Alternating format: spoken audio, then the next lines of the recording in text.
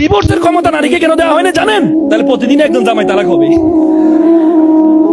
পুরুষরা তো সহজে তালাক দেয় না, দেয়, কিন্তু নারীকে যদি ক্ষমতা দেওয়া হতো প্রতিদিন একজন তালাক হইতো। এবং ঢাকা শহরে একটা জরিপে দেখা গেছে আমাদের রাষ্ট্রীয় আইনে মেয়ে স্বামীকে তালাক দিতে পারে, তার 99% মেয়ে তার স্বামীকে তালাক দিয়েছে। প্রতি মিনিটে 2টা তালাক হয় ঢাকা শহরে, এবং তার 99% হচ্ছে নারী কর্তৃক স্বামী ডিভোর্স দিয়ে। ওই দিন আমার কাছে একজন আপা আসছিলেন, এসে আমাকে বলে আমি স্বামীকে ডিভোর্স দিতে চান, এই কারণ স্বামী সমস্যা আমি তো আর জানি। আমি বললাম, আপা আমি আপনাকে আপনার ডিভোর্সটা আমি করাবো, কিন্তু 1 সপ্তাহ পরে আমি আপনাকে একজনের নাম্বার দিব, আমার ক্লায়েন্ট ছিলেন, উনিও ডিভোর্স দিয়েছিলেন স্বামীকে। ওনার সাথে আপনি 5টা মিনিট বা আধা ঘন্টা পারলে দেখা করে ওনার সাথে একটু কথা বলুন। পরে আমি নাম্বার দিয়ে তো শেষ, আমি আর খোঁজ দিই নাই। 1 সপ্তাহ পরে উনি আসছেন, এসে বলতে ভাই আমি ডিভোর্স দিব না। কেন রে ভাই?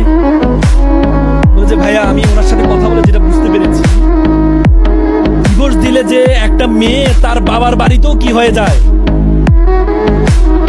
হ্যাঁ বোঝা হয়।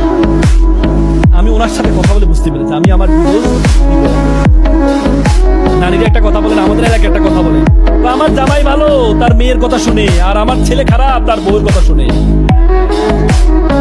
নিজের সাথে আসলে বুঝেন নাই?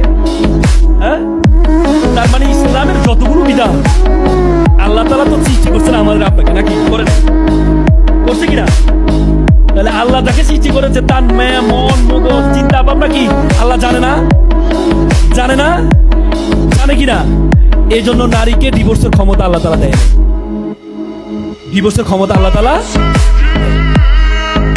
তার মানে আল্লাহর যত বিধান, আমি আপনাদেরকে 1 ঘন্টা না, আমি আপনাদেরকে টানা 3 দিন আল্লাহ তাআলার বিধান এবং বৈজ্ঞানিক ভাবে যে প্রমাণিত 3 দিন আমি টানা কথা বলতে পারবো, যদি আল্লাহ তাআলা আমাকে সেই ক্ষমতা দিয়ে আমি কথা বলতে পারবো।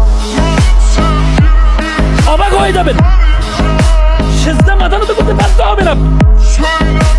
প্রত্যেকটা চিন্তা কিন্তু আমাদের আলেম সমাজরা পড়াশোনা করে, আমাদের আলেমরা পড়াশোনা করে না।